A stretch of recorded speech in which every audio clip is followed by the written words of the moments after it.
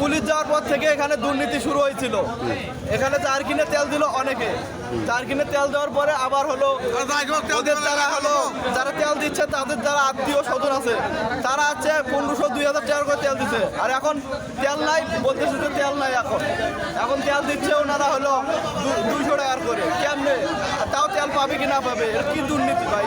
এরকম দুর্নীতি করলে তো সাধারণ মানুষ তেল পাবে না। আমি বললাম পেশার মানুষ প্রতিদিন আসতে পারবো না, হ্যাঁ এই জন্য একটু 100 টাকার বাড়িয়ে চাইলে দিল না, না দিয়ে আমার পরের গাড়ি যেটা ওকে আবার 500 টাকা দিল। আপনারা রাগ দেখাচ্ছেন কেন? আপনি অন্য বলে রাগ দেখাবেন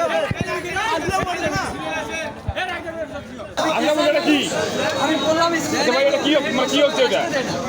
300 টাকার অন্তত দেন, উনি দিল না। এখন 500 টাকা সিরিয়ালে লাগা আছে, তারা যদি একটু শুনে নেয় তারা কি করবে?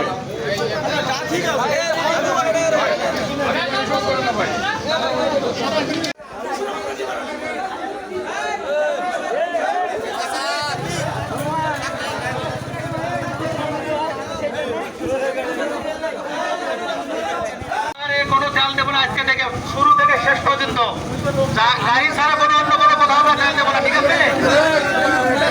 আর প্রশাসন বাহিনীর দৃষ্টি আকর্ষণ করে বলছে আমরা যদি আপনাদের সহযোগিতা চাই অবশ্যই আমাদেরকে সহযোগিতা করবেন, ঠিক আছে? ধন্যবাদ সবাইকে।